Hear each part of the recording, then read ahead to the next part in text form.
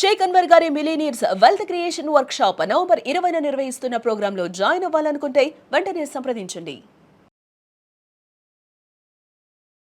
నమస్కారం రవీంద్రనాథ్ గారు. నమస్తే అండి సిరి గారు. సో మనం చూస్తూ ఉంటాం, ప్రతి కుటుంబంలో ఆస్తికి సంబంధించిన గొడవలు అయితే జరుగుతూ ఉంటుంది. దానికి సంబంధించి ఒక లేటెస్ట్ న్యూస్ మనకి ఢిల్లీ హైకోర్టు అయితే ఇవ్వడం జరిగింది.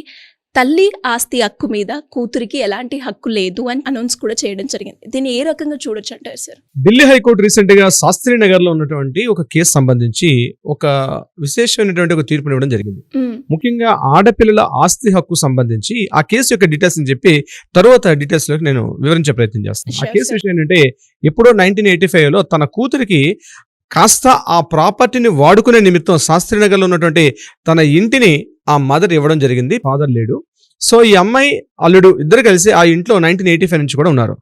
కొద్ది రోజులు అయిన తర్వాత ఏం చేశారంటే, ఇది మా సొంత అమ్మ ప్రాపర్టీ కాబట్టి ఈ ఆస్తిని నేను లీగల్గా, అంటే నాకు ఆస్తి హక్కు మదర్ త్రూగా నాకు హక్కు వస్తుంది కాబట్టి ఈ ప్రాపర్టీ ఏదైతే ఉందో ఈ ప్రాపర్టీ నాకు రాసేయమని చెప్పి వాళ్ళ మదర్ మీద ఆవిడకి అంత ఫోర్స్ చేయడం జరిగింది. సో కొన్ని విషయాల్లో ఒకటే, ఎలాగో హస్బెండ్ లేకపోవడం, ఈ పేరు కూతురు మీద డిపెండ్ అవడం వల్ల ఈ ప్రాపర్టీ నేను నీకు రాయడానికి కుదరదు కాబట్టి నువ్వు దాన్ని వాడుకోవచ్చు. ఈ ఆస్తిని ఎవరికి రాయడం అనేది నా ఇష్టం. అది అంటే హక్కు లేదు, కానీ ఈ ఆస్తిని పూర్తిగా వినియోగించుకునే అవకాశం నీకు ఇస్తానని చెప్పి తల్లి చెప్పినప్పుడు ఈ కేసు పుట్టుట్లుగా ఢిల్లీ హైకోర్టులో కొద్ది నెలల పాటు నడిచింది. కేసు నడిచిన తర్వాత అప్పుడు హైకోర్టు ఒక సుదీర్ఘ కొద్ది వివరణాత్మక తీర్పు ఇచ్చింది. తీర్పు యొక్క ప్రధాన అంశం, ఆడపిల్లలకు సంబంధించిన అంటే మదర్ త్రూగా అమ్మ నుంచి వచ్చిన ప్రాపర్టీ ఏదైతే ఉందో ఆ ప్రాపర్టీ ఆ అమ్మ జీవించినంత కాలం కూడా ఆ ప్రాపర్టీని అమ్మ యొక్క ఇష్టపూర్వకంగా దానిని అనుభవించే హక్కును తప్పించి తల్లి యొక్క ప్రాపర్టీని దాన్ని పూర్తిగా ఆస్తి మీద హక్కు లేదు, వాడుకునే ఆ ఆస్తిని ఉపయోగించుకునే ఒక ఇది ఉంటుంది తప్పించి ఆ ఆస్తి మీద పూర్తి హక్కు మాత్రం ఎట్టి పరిస్థితుల్లో పిల్లలకు ఉండదు,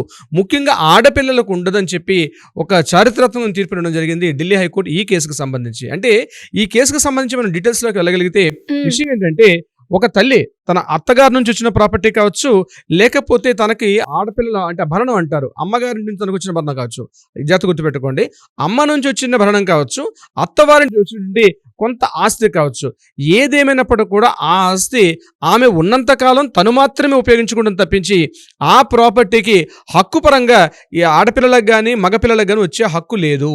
ఇష్టపూర్వకంగా ఇస్తే సార్, ఇష్టపూర్వకంగా ఇవ్వడం అన్నది కూడా తనకు ఉన్నటువంటి ఇద్దరు పిల్లలు, ఫర్ ఎగ్జాంపుల్ ఒక అబ్బాయి ఒక అమ్మాయి ఉన్నప్పుడు ఆ ఇష్టపూర్వకంగా ఏ ఒక్కరికి రాసినా మళ్ళీ హక్కు మీద ప్రాబ్లం వస్తుంది మళ్ళీ.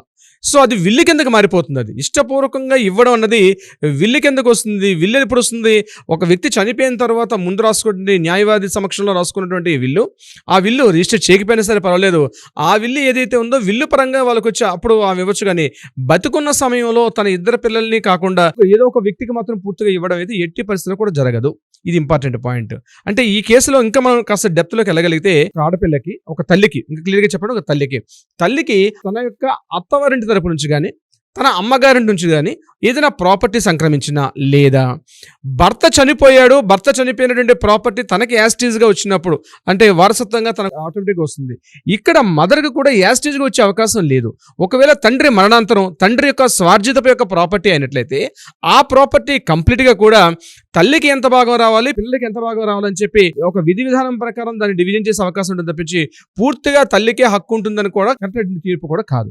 సో ఇక్కడ ఏం చేస్తారంటే, ఈ అమ్మగారి తరపున కానీ లేదా అత్తవారి తరపున కానీ భర్త మరణాంతరం వచ్చిన ప్రాపర్టీ కూడా ఏదేమైనప్పటికీ కూడా అక్కడ మదర్కి కీ రోల్ ఉంటుంది. అయితే ఇక్కడ హక్కు లేదు, కానీ ఆ ఆస్తిని ఉపయోగించుకునే అవకాశం మాత్రం ఆడపిల్లలకైనా సరే మగపిల్లలకైనా ఉంటుంది తప్పించి.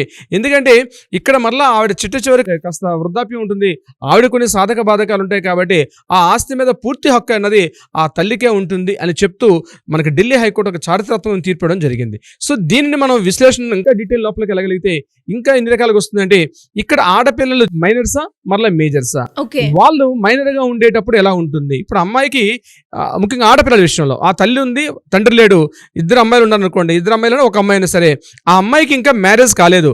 ఇక్కడ మైనర్ మేజర్ అనే క్వశ్చన్ కన్నా ఆ అమ్మాయి యొక్క మేజర్ అంటే ఆ అమ్మాయికి పెళ్లి అయ్యేటంత వరకు కూడా ఆ ప్రాపర్టీ మీద టోటల్ గా పోషణ భారం అంతా కూడా ఈ మదర్ పేరు మీదుగా ఉంటుంది.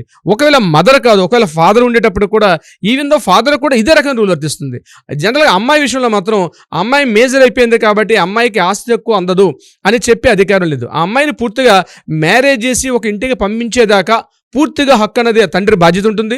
ఆమె యొక్క టోటల్గా కుటుంబ పోషణ కావచ్చు, అమ్మాయి యొక్క అన్ని విషయాల్లో టోటల్గా రెస్పాన్సిబిలిటీ మొత్తం కూడా తండ్రి అయితే తండ్రి, భార్య అయితే భార్య ఉంటుంది. ఒకవేళ తల్లిదండ్రులు దృఢ పక్షంలో మేజర్ పార్ట్ తండ్రికి మాత్రం అబ్బాయిల విషయంలో మేజర్ అమ్మాయిని చూస్తారు.